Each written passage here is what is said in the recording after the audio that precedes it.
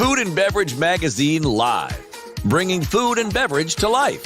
With your hosts, James Beard Award winner Jennifer English and Food and Beverage Magazine publisher Michael Politz.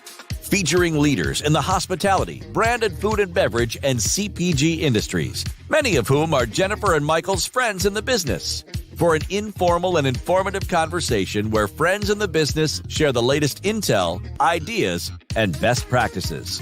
Live, juicy inside scoop from the tastemakers, newsmakers, bread bakers, drink shakers, spoon lickers, clam diggers, farms, foodies, and friends of the food and beverage magazine world. Here are your hosts, Jennifer English and Michael Politz.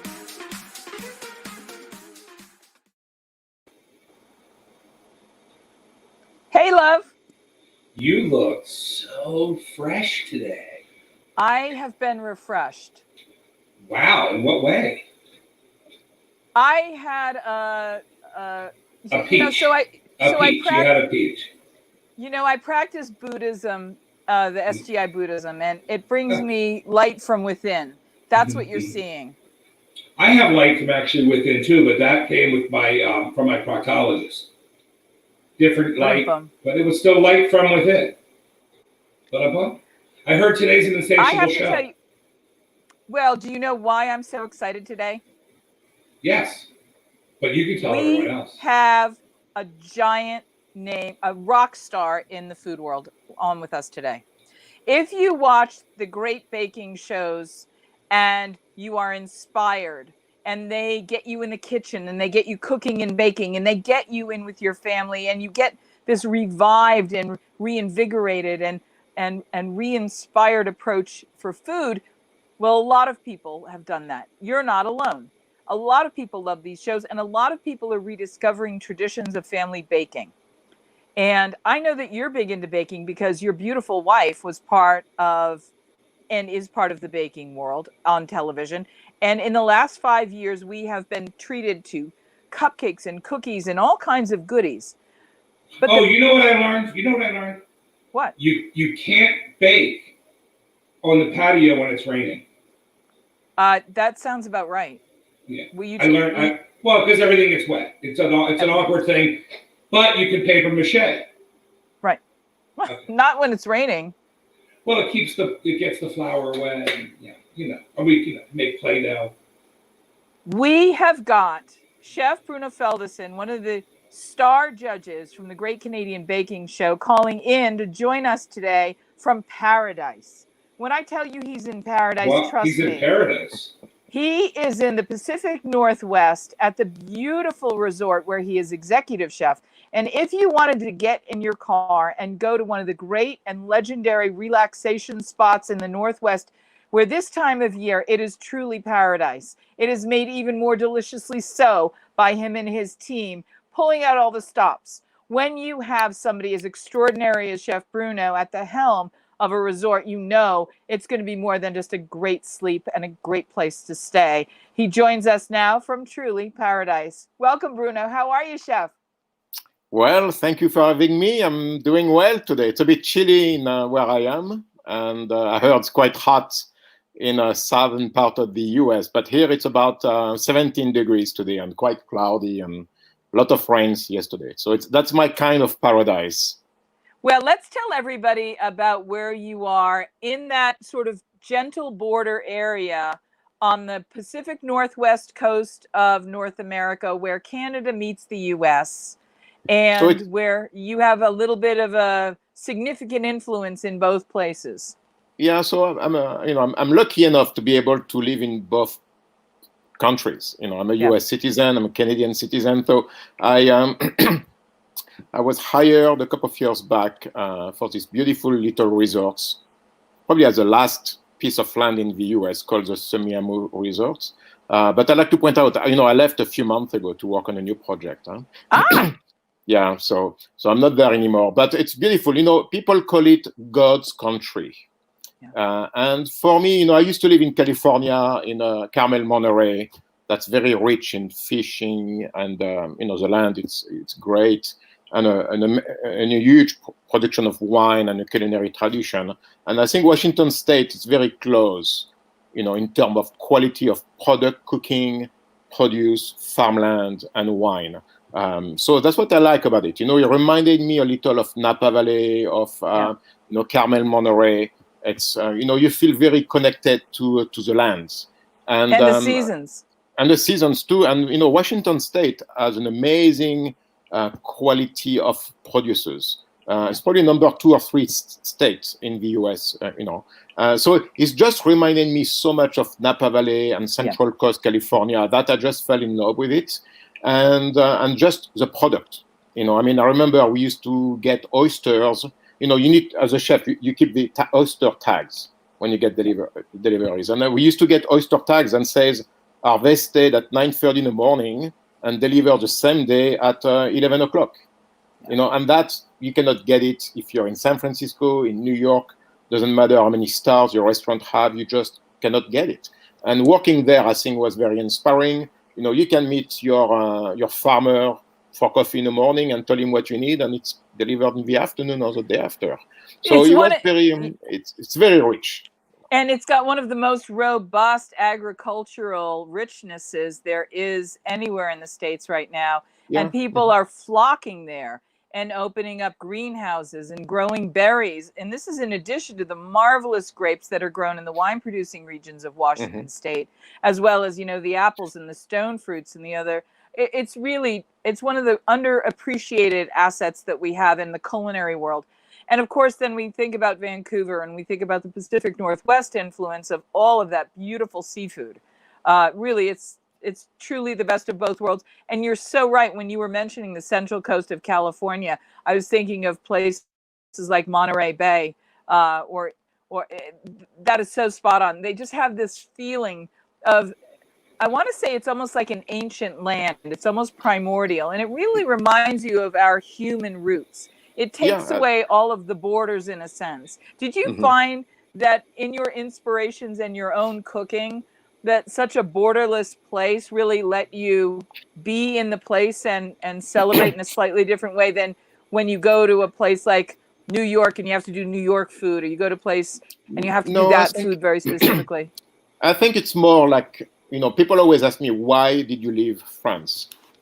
Because, life is good there, you make a good income. And I always say, it's a great place to cook. It's an amazing in terms of culture, but it's a small place. It's a small country.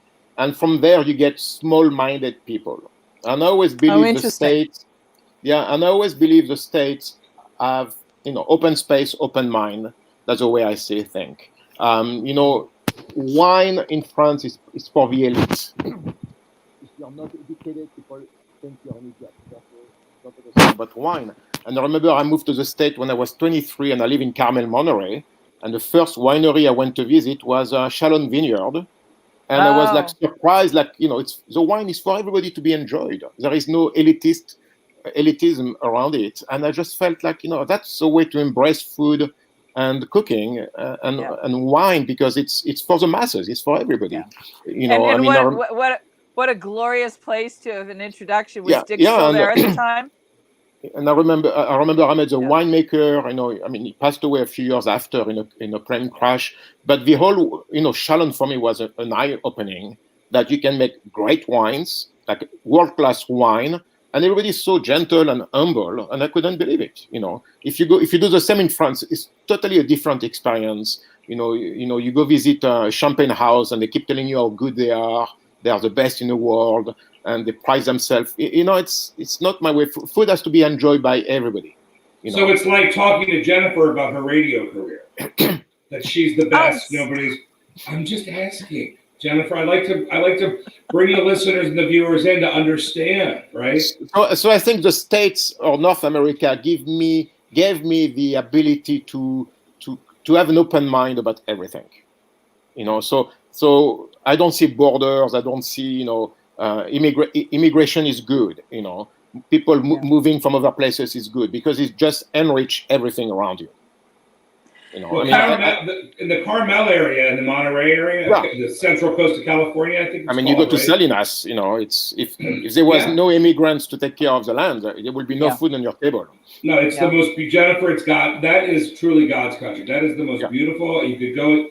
it's so fun to be among the pine cone trees and the ocean right there, right? Mm-hmm. Yeah. We were going to, Carrie Simon and I were about to open a restaurant prior to him getting ill. We were going to take over the Quail Lodge. Are you familiar with where Quail Lodge was? And beautiful, right next door was this beautiful place where you could get all kinds of fresh vegetables and fresh things.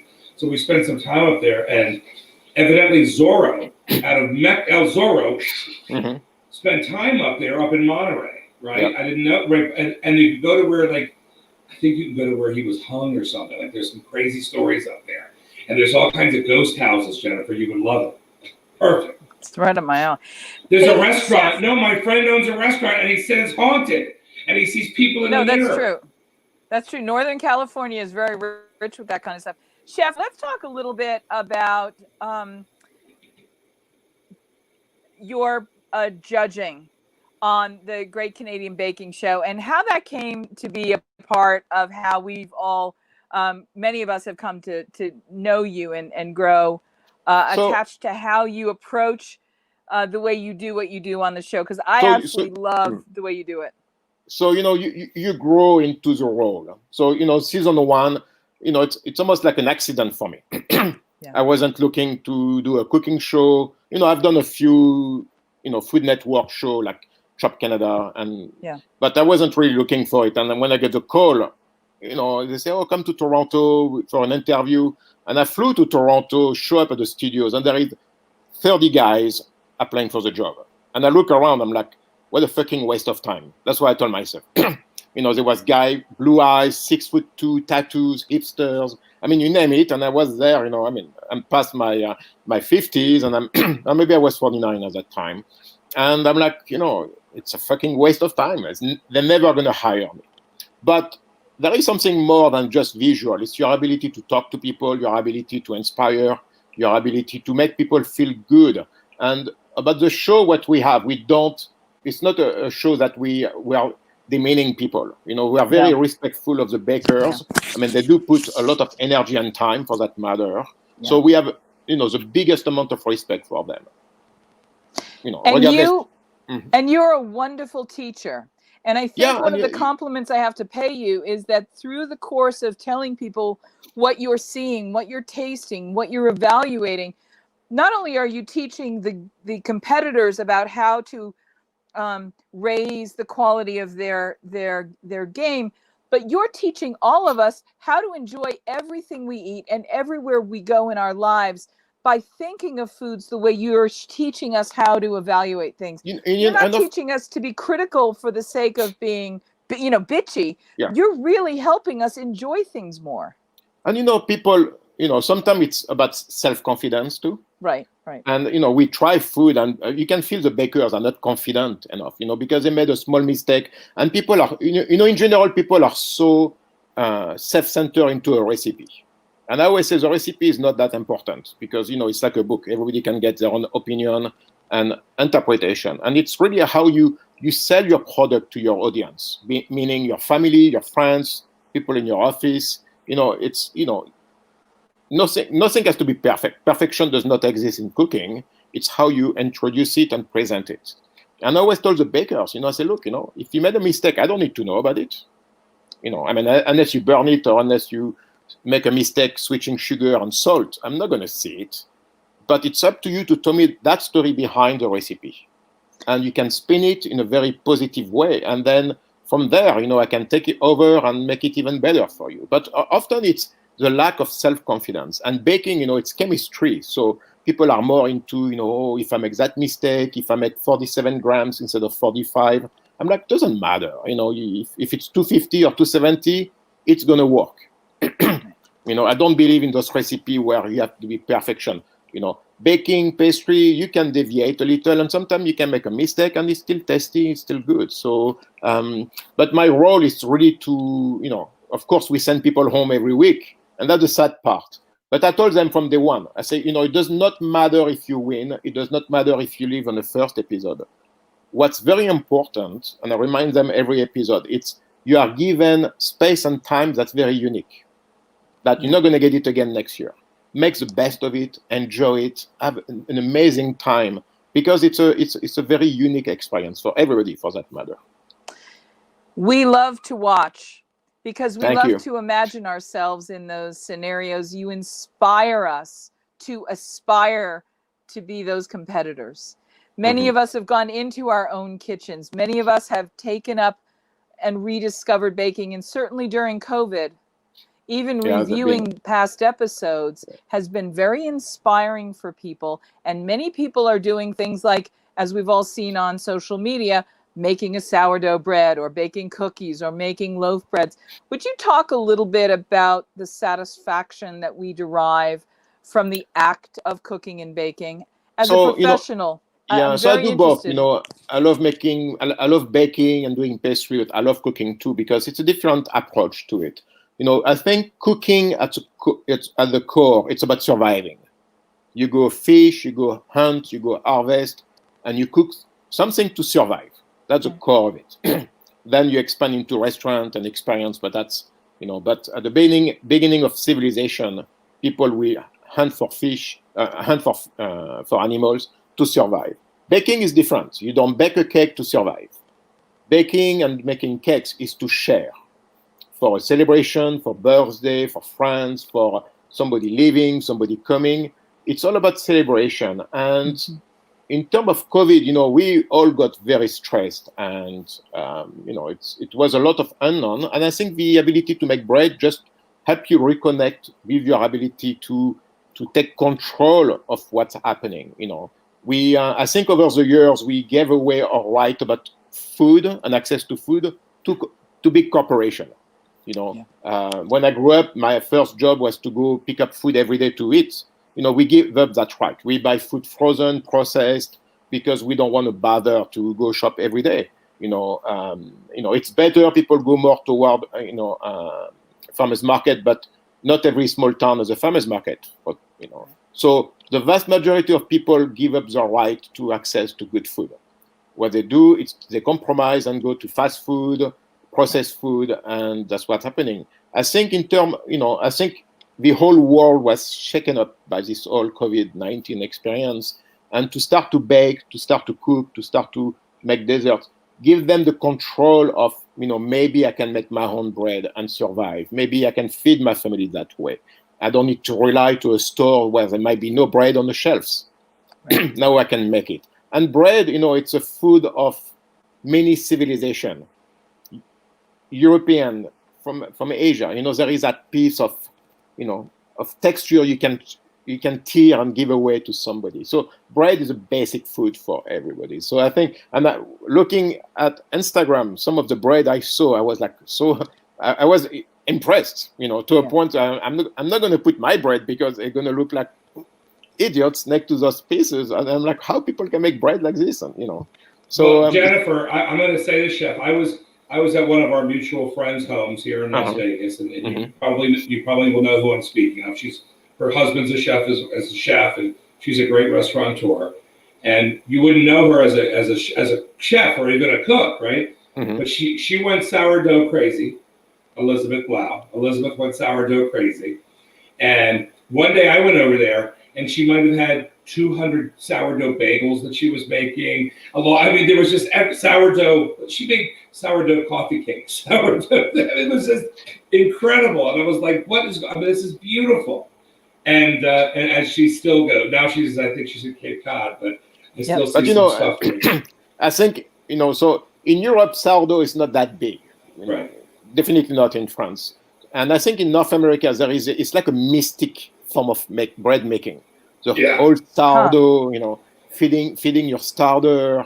And sometimes I have a hard time to, because I'm like, it's just bread. You mix flour, water, and yeast, and a little salt, tiny amount of sugar, and it works. What's the big deal, But I think people want to create. It's magic. It's magic, right? You're like, I'm taking this special stuff and I'm adding this to the potions. It's 200 years old. And I think it's beautiful because it creates a narrative of we can create. Things can be better. We don't need to survive on Wonder Bread, And, I tell you a funny story. When I was in France, I have to go to the French army for 2 years. And I was stationed in Germany. And my biggest pleasure was to go to the US base to buy Wonder Bread because we don't have. Oh, funny. Because I thought it was the best bread I could have when I was 19 years old, because we don't have that kind of bread in France. In France, the bread becomes stale after 4 hours because, bakery bakes the bread twice a day. You buy bread for lunch, and often you go back for dinner to buy more bread. So seeing a bread that will last and stay soft and chewy for days or weeks, for that matter, I was fascinated by it. And we used to make sandwich. You don't need to chew. You just, it just melt in your mouth. But, I don't buy it now because my interest is not into that kind of bread. But, I came to the US in 88. And my first taste of a bakery, that blows my mind, was a bakery in New York called Ecce Panis. And they had this chocolate sourdough focaccia with sour cherries. And I was like, my God, people know how to bake bread in the US, And from there, I realized slowly, everywhere there is great bread. I kind of believe there is better food and bread in the US or Canada than we have in Europe today. Wow. Because it's all based in economics too. People say, in New York, there is so many great restaurants. Well, there is so much money to be spent, of course. They can sustain and support so many good restaurants. In France, it's different. Again, they sell themselves as the elite, and those fancy restaurants. If you don't have the right jacket, you cannot sit in. If you show up 8 people, they're going to divide you into 2 tables of 4. So or you have Le Tour d'Argent that's been there for 200, 300 years. Yeah, and frankly, I don't want to spend 200 euros on average meal because I've been there many times and I always end up disappointed, no matter the name of the restaurant.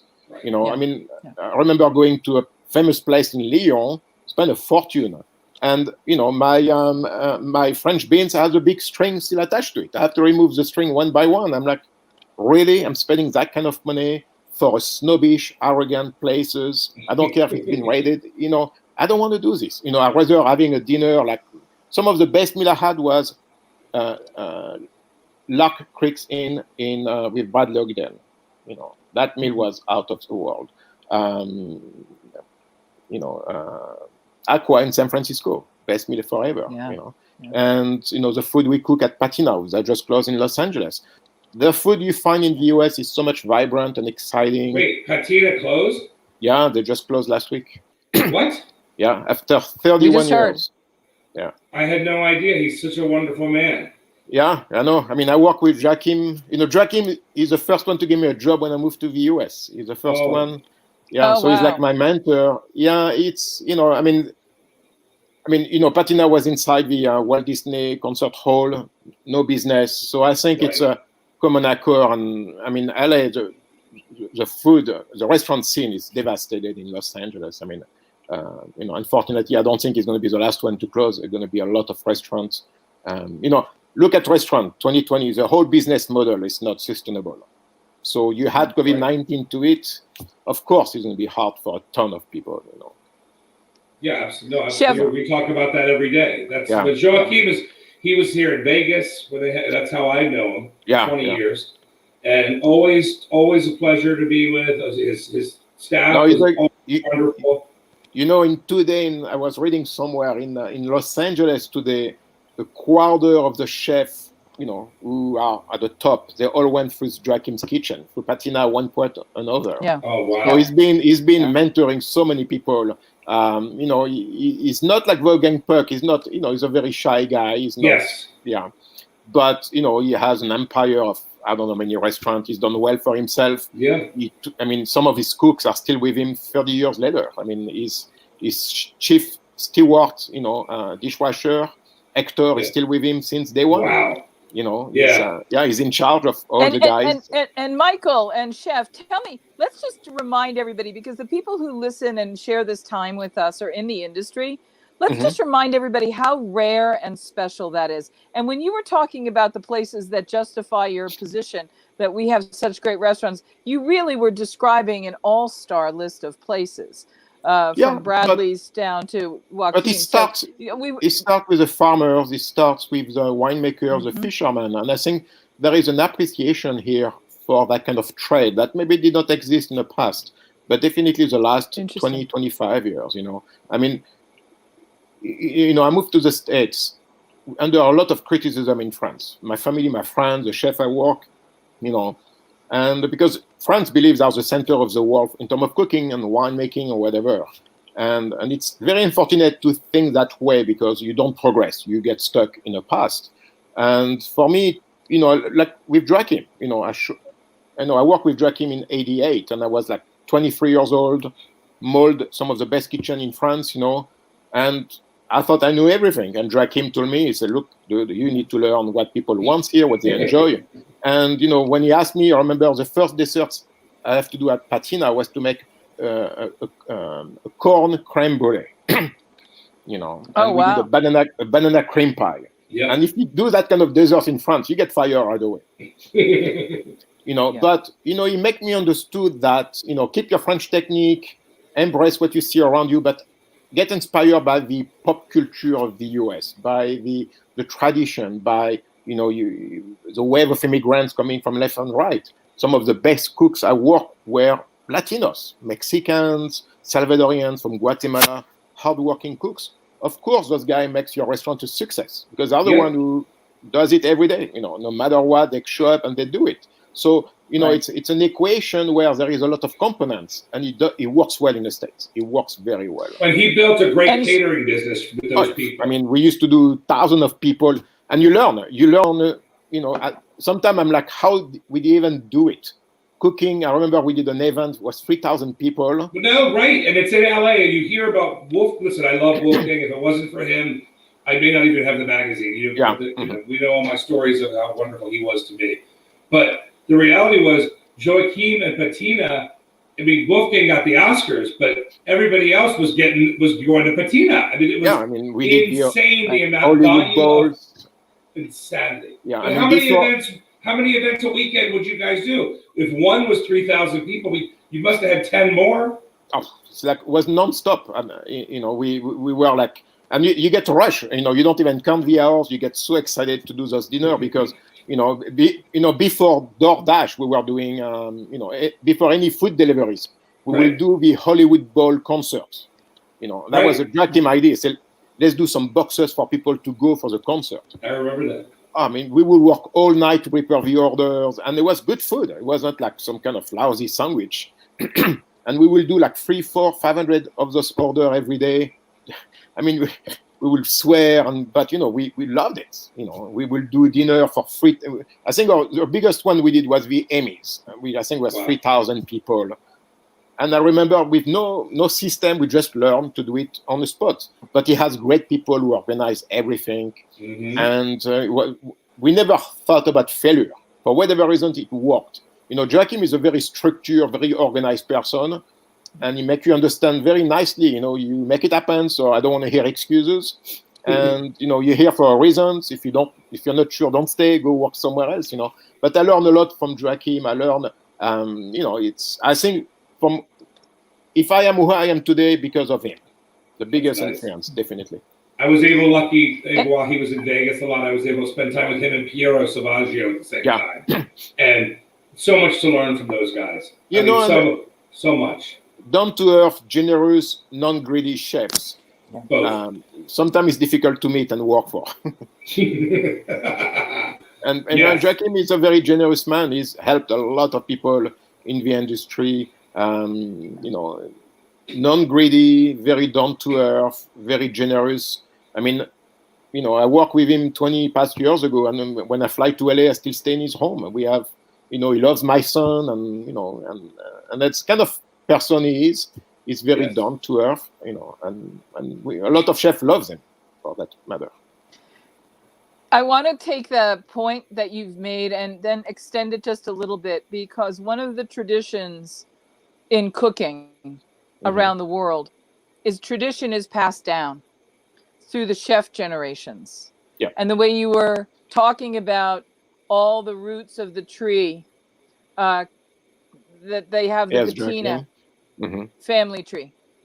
Yeah. And in different cities, there are just very important, generous chefs who give a city and a food culture those family roots.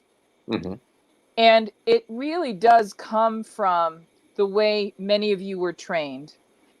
And looking back to the people who trained with Escoffier and all the great teachers that you had, chefs, many of whose names most people won't know, but if you're in the industry, you'll have heard their names because they're legend. Mm-hmm. And we come to today. I'm going to ask you to draw upon the legends and the lessons of the great chefs in your life and career, and speak to the young people in the industry who are displaced by the COVID, who may be having to reimagine and reconsider what has happened in their immediate restaurant or their community. How do you think, as a community, we can advise and mentor the young people in this, and everybody, frankly, in this industry, who needs to evaluate where we are, and how can we mentor them at this moment to survive? So I always believe, take my example. I left school. I'm a product of foster care home in France. I never had my father. I left school when I was 15. So I have no degree, no education, nothing. Let's say I'm a product from the street. But the kitchen world enabled me to do well. And I think it's one of the last fields with music, entertainment, where somebody with no training, no education, with no high school diploma, I don't even have a high school diploma, you can do great. Now, will everybody do well? No. Maybe 1 out of 1,000 might succeed, become great. But I think it's a last field where you can do extremely well, make a good income, have a beautiful life without any education in the degrees. But it's not going to be easy because the industry comes with a lot of problems, a lot of skeleton in the closet. Racism is rampant in the food industry at every level. Yeah. Bigotry is not a welcome space for women, for that matter. If you're a gay chef, it's not a welcoming space. But it's changing for the better slowly. I think, the problem with the food industry today, it's still a white male-dominated industry, and that comes with a lot of problems. Obviously, I'm not saying it should be. But you know what I mean. If you're invited somewhere, you're going to see the same guys. If you do an event, you're going to see and that has to change a little. I do request now when I do interview, when I'm invited. I say, look, could you please make sure, in your future, I do some research too. If I see it's always the same kind of people invited, usually I say no, I can't. I don't have time. But I think a lot of more chefs like me, white, privileged person, need to speak up and say, look, guys, I know the conversation can be a bit difficult sometimes, and, it's not a very, let's do something for the others. There is a lot of talent out there. There is a lot of women chefs, people of minorities, gay chefs. We need a voice. They need to be able to cook with the same rights and the same opportunities that we had and we were given. And it's, it has to move in the right direction. Like I said, diversity is very good for everybody. It's good for creativity. It's good for success. And if today as a chef, you don't see it that way, I think you're doomed for failure. And, that's the way things have to change. If you're a woman, if you're a young woman, it's not easy in the kitchen. But I'd like to say it's not easy in a lot of industry either. Well, that's the thing, Chef. Listen, Sherry Yard has put herself out there. We love Sherry, right? We know what she's done with Wolfgang Puck. Susan, Mary Jo, they've put themselves out there. But what people aren't seeing is the hard work, right? So we all have done hard work. You especially have done this hard work to get to where you are, right? Now, I think we're about to emerge because we go to the kitchens, we go to the back of house. There's a lot of women back there now. Very different from what it was. My last job, so you take Semiahmoo Resort. I go there and it's white guys, Sure. And then I see one of the cook, a woman cook, very talented, probably one of the best cook I worked with. She understood flavors, she made wonderful specials. And I told her, I said, you're my next sous chef. You're moving to sous chef position. And she was afraid. She's like, no, you don't need to worry about me. You're the boss. But I think you shape your mind this way because of experience. And, because I work with chefs who open me my mind, I had experience. I cooked with Patrick Clark in the 90s. A very famous black chef in the US, and so for me, I don't see. For me, he deserved it. He deserved his space in New York. He deserved the success he had. It's very sad he passed away very young, but I want to work with chefs like this. I want to, when I moved to New York, my chef was a woman. So I moved to New York in '94. For 4 years, my executive chef was Susan Weaver, a woman. I've seen what she has to do to succeed as a chef woman in New York. She took abuse from the staff, she took abuse from the customer, and she took abuse from the management. But she made it and survived. And she said, the moment I give up 1 inch, I'm done. She gave opportunity to other chefs. Gay chef, woman chef, and the team we had a great team, and we did marvels in New York at the Four Seasons from '94 to '98. She got a 3-star in New York Times. But I saw what she had to do to succeed. 3 times the work compared to an average chef, and that's sad. That doesn't have to be that way. And to tolerate horrific experiences. Yeah, there's rumors all over Vegas. Vegas is changing now. Mm-hmm. So we know who. Yes, we know who. We've all heard those horrible Chef, rumors. but Bruno. Yeah, but let's just talk about that period of time, 94 to 98 at the Four Seasons. There are arguments to be made that was singularly the height. People like to talk about when Joe Baum first opened the restaurant and how glorious it was. But I know people who suggest that period when you were there may have been the zenith of its experience. It was making the greatest art. It was really great. And I want to share with people that maybe didn't have the opportunity to go and dine there. It was not merely a restaurant. It was truly magnificent. It was the right timing, the right place, the right time. Beautiful architecture designed by Aim Pei, the famous American architect. The building itself, it's stunning. It's 52 floors. It was the highest hotel in New York at that time. And then the economy was bouncing back, which meant a lot of money flowing into New York. So the room rate within 6 months from $250 a night to $1,000 a night to a waiting list. The GM will pick who will stay tonight at the hotel, technically.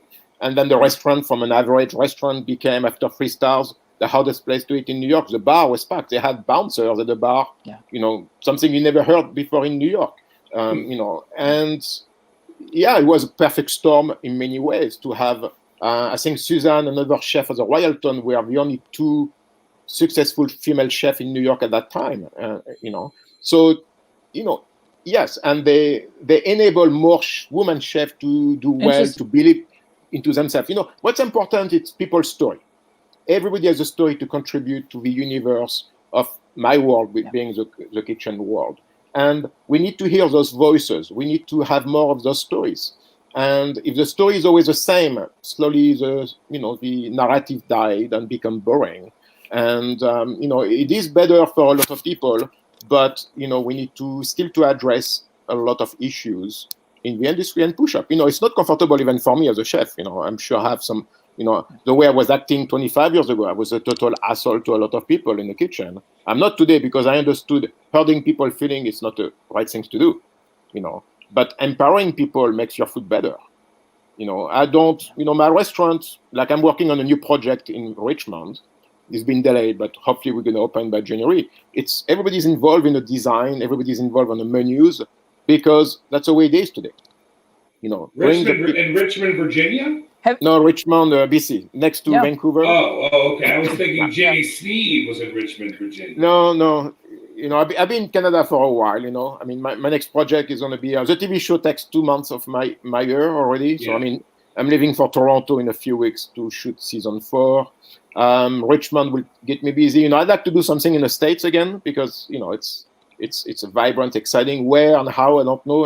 I think I'm too old for New York. But we're working on a small project for U.S. television. So we hope we're going to present the pilot in a few weeks. We hope to be picked up. So we see how it's going to be. But like I said, I don't worry because I'm able to live and in both places. So I'm quite lucky for that. That's wonderful.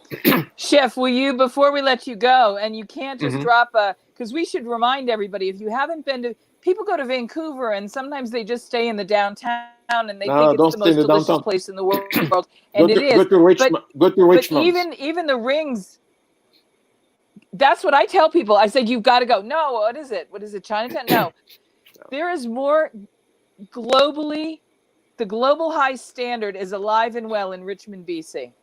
Yeah, it's a becoming, you know, I had my best croissant I had the last couple of years was in Richmond from a small Chinese-run bakery. I went there and they had some interesting product, and I tried a butter croissant, and I couldn't believe how tasty it was.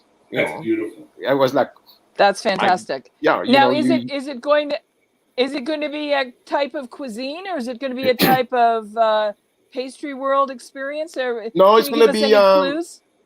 And I'm against concept. I think concept are overworked and overbrained. Yeah. It's going to be seasonal, ethical, local. So we call it West Coast wandering. We don't want to limit the amount of product, but definitely seasonal, ethical the way we source a product, and seasonal because we don't want berries in winter time. And then if there is something coming from the Asia market or from South America, why not? But we have to speak and support, I think, more than ever, the local farmers, the local fishermen. Yeah. So you're not going to find fish coming from Europe or Asia, all local seafood. We have plenty of great products. We need to go far for that. And, we didn't have our BC Seafood Festival this year because of COVID. No. And then, of course, before we let you go, we lost Nathan Fong. Chef Nathan Fong was not only one of the official chefs of the British Columbia government and did a lot of work with BC Seafood, representing BC Seafood all over the world, but he was the person who pulled us all together for the BC Seafood Festival every summer. And it's one of the highlights of the year. And more of the great seafood that gets exported from Canada actually comes from Vancouver Island, from Courtney Comox area, from Fanny Bay. The Fanny Bay oysters made a splash around the world. Let's just talk a little bit about our friend Nathan, because we lost him a couple of months ago, tragically far too young. I know he was very involved. Go ahead. I think it's still a shock for a lot of people, a lot of chefs, definitely. I think he was everybody's friends. People like, I thought I knew a lot of people in the States, cooking world, and he knew as many. And we have, I wasn't at his wedding, but when I saw the list of people at his wedding, it's like, I know all those people, And so, I always look at him like as a little guy who made it, who made the world his own world, who was very successful, very nice, very down to earth. And, he really made it big for himself. And I think he brought Vancouver into the world of let's be serious about food in Vancouver. I think sometimes Vancouver, the problem it's we try too hard to be like San Francisco or like New York. I'm like, we are not. Let's be real, but I think Nathan brought a form of, we can be, and we have what it takes to be there. But, let's be realistic. It's Vancouver. And I think he's done a lot for a lot of chefs. And, even some morning I wake up and, on my phone, I still have his last message a few days before I passed away, asking me about my cookbook. And not long ago, I was going for my text and I'm like, oh, I need to answer him. And it's like, for 1 second, I'm like, no, he passed away, So it's unreal. I still cannot believe it happened, And it's very sad, very, makes you cherish life because you're like, I spoke to him, I think 5 days before. He was asking me to get one of my cookbook, and I'm like, let's get together. And then he was gone. I'm like, fuck, it's unreal. Yeah. And he was a very good chef. He was a very good chef. He was a talented, and he really knew how to integrate the flavors of the places that touched his heart. He's the only one, because he's done a lot of food critics too. And I remember he came to it at my last place, and I was a bit nervous because I know he knows about food, but he brought some very good point about my pizza. He said, make it a bit thinner, cook it a bit longer, but he said it in a way that was very nurturing. A lot of chefs don't like critics, you know that. And he was a gentleman, a gentle heart, a gentleman, and it's sad, very sad. Well, we're going to have to make a pilgrimage to the Congee Noodle House together the next time please. we have a few minutes. Yeah, please. Next time you're in Vancouver. I hope that.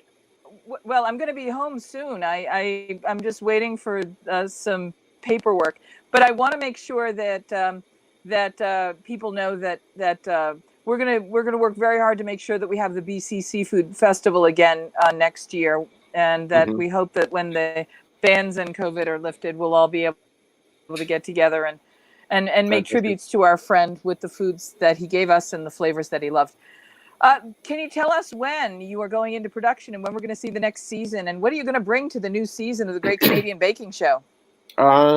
So we're starting to shoot in 3 weeks. So I'll be in Toronto for 7 weeks. I'll be back in October 15th in Vancouver. So once I'm there, it's a lot of work. We are 14 hours a day on set. It's not easy. It's the best job in the world for me, definitely, but it's a lot of work. Do they have good craft? How are the craft services? Do they feed you well while you're there? Well, this year's gonna be different. Yesterday was. That's right. Yeah, it's gonna be. Yesterday I was doing a small gig on a TV show being produced in Vancouver, and it's different. It's gonna be different. There is no more this kind of camaraderie, people hanging around. It's all, they create bubbles, so everybody you cannot go to that bubble. And crafties, I love crafties because it's good. Yeah, you go there and you ask. You don't pick what you want. Right. You need to ask for everything. So it's going to be different. We don't know the baker. So the good part, I meet the bakers the day before. Until then, I have no idea who they are. It's just to create a very neutral, non-biased environment. Because no matter how hard you work, you do have bias against a few things. So we meet them a day before, and then, it's a lot of preparation for me to be sure I have the right narrative, that I know what I'm talking about. A lot of work between the two judges. So we do, we want to be sure we don't overstep on each other. We contribute to each other. So it's a lot of training off camera. You want to be sure you don't repeat yourself nonstop because it's so easy, So it's Is it on Netflix? Is it on Amazon? So now it's a CBC show, and then for the last 6 months it's been on Netflix Canada, on Amazon Prime, and then I think it's going to be it's in Australia now and on Netflix Australia. It's on Netflix, so slowly it's being picked up by other places. We hope to be in a state. It is in a state in a lot of northern part, like Minnesota, Washington State, Oregon. From local company carries CBC, so you can see it. But the key is to be on Netflix. Yeah, we'll go to Netflix and we'll. Yeah, I mean we'll binge, Jennifer. That's our new binge. Yeah. Yes. Well, I've been binging all along because I live up in Vancouver, but. Chef, I just want to tell you, many years ago, I was a judge at the National Pie Championships in Celebration, Florida. Mm-hmm. And it was a 2-day judging. And I was in the nut pie category. And people think it sounds like it's the best job in the world. But when we had 63 bites of nut pie in an afternoon, it's very difficult to tell people how grueling this is. Will you tell us your experience of how grueling it is? So the hardest part is to remember what you say. So we have people who take notes. So everything what I say, there is note taken. So I can go back and say, okay, because it's, we judge only 10, the first episode, but it's so easy to forget what you say about the first one. So we take a lot of notes. There is note taker on the backstage that, you can go back and say, what did I say about that one? We take a lot of photos to have visual cues. And then we decide, from the best to the worst. Just between me and the other judge, what's unique, what's not unique, what can they do better, what I like, what she likes, because sometimes people like, I don't like chocolate and raspberry. That's, I don't like it. It's just personal. But if somebody does it, I'm not going to be against them. So we want to be sure our judging is very neutral. And if the chocolate mousse is done properly and the raspberry is, then there is no reason not to say it's a great dessert. Personally, I don't like it. I don't understand that, But that's just me. You so know you don't It's very American. It's very American. I know. But you don't want to put your own what you like into that. So you try to be as neutral as possible, and then you look at the technical part. Is it baked properly? Is the dough too thin, too thick? Is the ratio it's perfect? Is it too moist, too heavy, too gummy? So we take all those notes. We have a lot of box to check, and then we give them, okay, that one should be first, this one second. But after when you work 14 hours on a set and you have 12 hours under your belt and you have to do a tasting of cakes. You're like, I want to go home. Very real. Yeah, and you want to keep the energy too. Your shoot at 9 a.m. you have a lot of energies. At 6 p.m. your energy, so you want to keep up. This, every baker deserves the same energy in their presentation, the same energy in the tasting and the judging. So we work. There is a lot of technical you do in training with actors that teach you how to breathe properly, but you want your brain to be running properly to create a good narrative about. So it's hard. I enjoy it. I love it. I learn a lot myself how to become a better person, for that matter. If you see season 1, I struggle every day on the show. Season 3, I was cruising. So season 4, I'm sure it's going to be way, way better. So now the contestants are going to watch this, and they're going to say, I was going to make my chocolate raspberry tart, but I've decided not to do that. I think I mentioned a few of those in the episode from season 1 or 2. So I'm sure the bakers go through the 3 seasons, do a lot of research. You still see it, and I always say, I'm not going to use it against you. I think it's well done. But, and that's the thing as a judge. You don't put your own personal opinion into it. You want, and I was telling other people, you don't want to put, I have great desserts with Indian spice. And I'm like, wow, it blew my mind away. And I loved it. And you become hooked to this kind of experience, and that's very valuable. One of the things in the many judging... The what? Go ahead, Jen. Yeah. What I was saying was, in the many judging things that I've done in my career, one of the phenomenon that holds true, it's like a law. The thing that ends up winning almost always defines itself and says, here I am.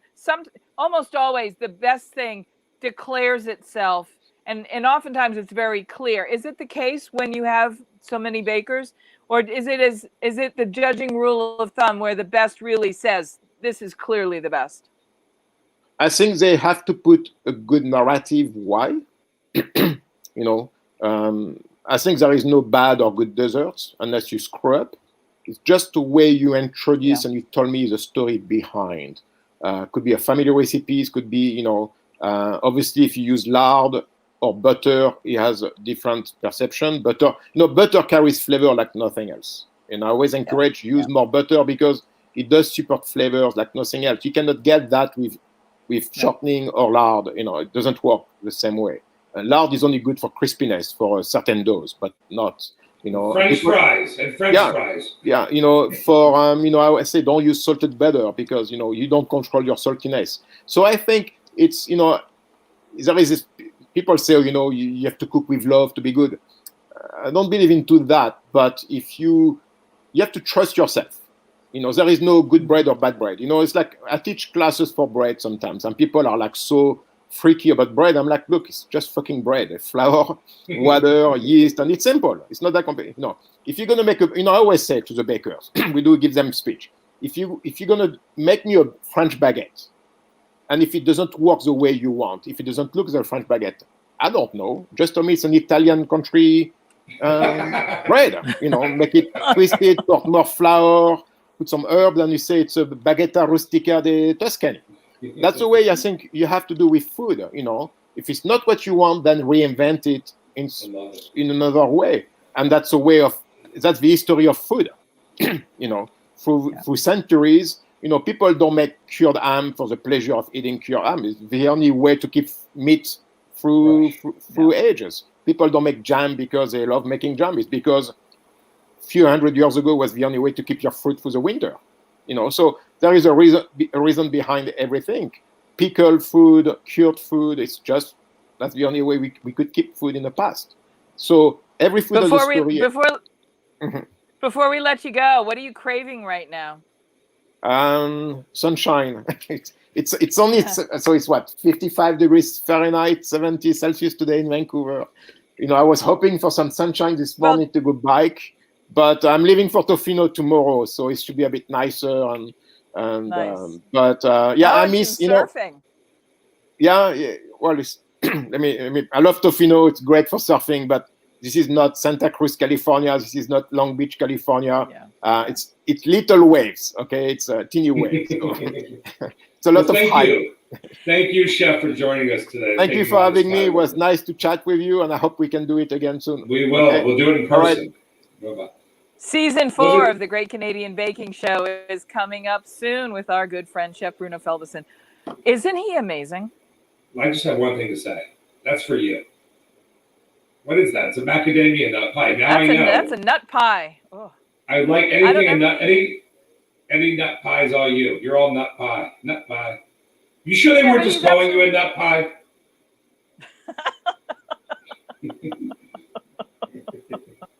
You know what's so funny though? He's absolutely. Chef's backstage and he's trying to chime in. I'm not going to let him. What? What's so funny?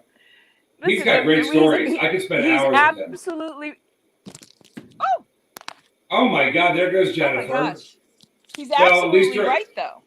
Jen, at least we know that during quarantine you're wearing pants during quarantine. We just found that out. Yes, I am wearing pants. But one of the things I think is imperative to point out, if I taste 100 pies at the pie championships, and only one of them is a perfect pie, and it's a cherry pie, and I don't care for cherry pie, but when the best is unmistakably the best in everything, you have to recognize and respect that it's the best, and it's not about your taste. And I will say, you know, Michelle and Nathan's wedding cake, can you guess what flavor it was? Chocolate raspberry. It was the best wedding cake I've ever had in my life. But now we know why Chef Bruno wasn't invited, because they said, I want a chocolate raspberry cake. No, and don't tell Rose Levy Berenbaum. But I'm telling you, this was the singularly best wedding cake I've ever had it was the best cake I've ever had in my entire life. Well, my favorite cake is a piece of you. And spending this day with you was a treat. So next week, OMG, we've got somebody coming on. Big. A superstar. Big. He's a superstar. He's big. He's big. If you were alive in the 90s, he was big. And then still, right? He wasn't just big, and he wasn't just famous. He was really one of the first. He was Tony Robbins coaching, inspiring. Oh, are we going to say his name, or are we going to wait? I think we're going to tease it a little bit more. And then next week, you know, we have Chris Latito from Latito Foods. I can't wait. He's on the cover of my magazine this month. Have we shown the magazine yet? No, we haven't, but I'm trying to get a picture of our fantastic new guest. I can't do everything at once, Jen. Hold on, let me get to the magazine. Where is that? Here is today's. Hold on, we got pride. Who is he? Look at this. We're getting messages. Who is he? All right, hold on. I'm getting there. Are we? Here's today's Here's the magazine that came out. What do you think? There of that? It is. All right, I'm going to give a tease on this guy that's coming next week. I don't like to brag about my celebrity friends that much, but today I will. Do you mind if I brag a little bit? Let me get this thing up. I wish you ready, would. Jen? Yep. You ready? Who's coming? Look at this. Monday. Can you believe this? Body by Jake. I'm going to get all of my chef buddies on, little chubbos. We're all going to get on this. We're going to get in shape. We're going to have Jake set us up with a program. What do you think? Could he get you back to that fantastic form that made you famous when you were the Las Vegas contributor and correspondent for you know who? Can I tell you a story? Yeah, I look better now than I did then. For extra, but let me tell you. In some ways, you do. Actually, you know what? Because you were happy. You're very happy now. I'm happy. Let me tell you a story. Remember, we just had Bruno tell us about how he went for an audition, and there were these young, strapping, all the guys looked like Dolph Lundgren with their blonde hair and their blue eyes for the show, right? Right. So the Food Network, and I wanted to tell with Bruno on, but I didn't want to steal his thunder, right? So you ready for that? He's going to love it. Hopefully he's watching. I fly Food Network. Michael, we're flying to New York. We're doing you a show. They put me up in Brooklyn. It was a little smelly, but it's okay. So I get to walk into the place where we're doing our test, right? So I go to walk in. I'm like, I'm going to get there a little early, and then I'm going to, get myself organized. And this is at Food Network Studios in Chelsea. No. They had a set already set up. I was at the set. It was like an old restaurant. So I go, I'm going to get there early and look like I really care, and I'll get the gig, and I'll have a show and whatever. So I get there a little bit early, Jennifer, and the guy before me is in the middle of doing his interview and his audition. You want to know who? Let me just put his picture up. I think it's even more fun if I put his picture up. I know we don't like to talk about him a lot, but it's really funny. So he's there before me, getting ready. I could do a mug shot, which would be amazing if I did. Before me doing his audition, and of course he's super charming, super handsome. Everybody loves this guy. One of the most beautiful chefs in the world, right? I don't know his food. I do love his restaurants. I'm not going to lie. But I'm going to show you this. I'm getting ready to put it up. I'm walking in. I'm feeling chubby. I'm like, oh, my God. And there he is. And there he is, Todd English. Okay? My cousin. And there he is, Todd English, is doing his audition before me. You want to talk about, oh, my God, a moment of, like, deflating you? I think it'll be in my next book. I'm going to write about it in my next book. Because it was the funniest thing. He didn't do anything to deflate you because he's a hell of a good guy. Well, no, he didn't say anything. He just looks like that. What am I going to walk in? It's like Superman. Like, hello. Oh, hi, Todd. He does look like hi. I just had meatballs at the meatball place last night. What'd you have? Carrots and celery? You know what I'm saying? But the beautiful part is he didn't get the job.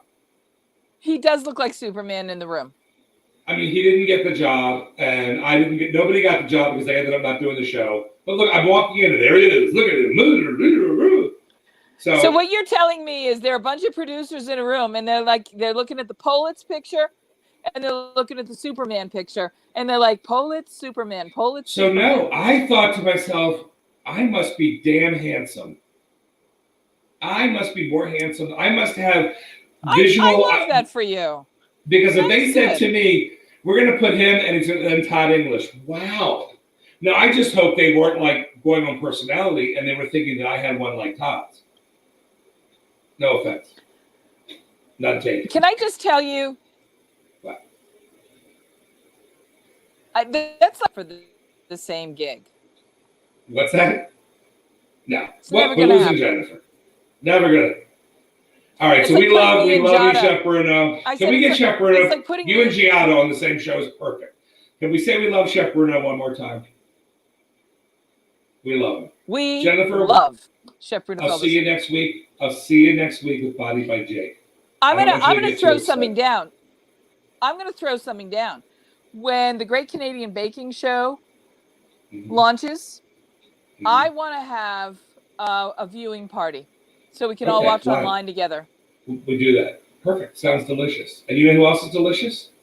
Jennifer English. Whether you are thinking about becoming a restaurateur or you are already in the business, Michael Politz has written a must-read, The Food and Beverage Magazine's Guide to Restaurant Success. Pick up your copy today at Barnes & Noble, Amazon, Books A Million, or wherever fine books are sold. Need a push getting your spirits, wine, or beverage brand into the hands of consumers? Interested in winning medals like a Double Gold Award? Proof Awards 2020, the ultimate beverage competition, can help jumpstart your brand into the hands of beverage buyers. Enter the Proof Awards. Be a part of the Proof Awards marketing campaign with our partner, Food and Beverage Magazine. All of our judges are buyers, and that's what sets our awards program apart from the others. Our judges head the beverage programs for restaurants, bars, nightclubs, casinos, liquor stores, big box retail, and national wine and spirits distributors. Your brand will be tasted by buyers from more than 15 states across the U.S. We have hundreds of categories to choose from at www.proofawards.com. Be seen by 12 million readers with our partner, Food and Beverage Magazine. Get tasted and rated by buyers. The 2020 Proof Awards competition is open for spirits, wine, and beverage brands today. Proof Awards 2020, moving brands into the marketplace. www.proofawards.com.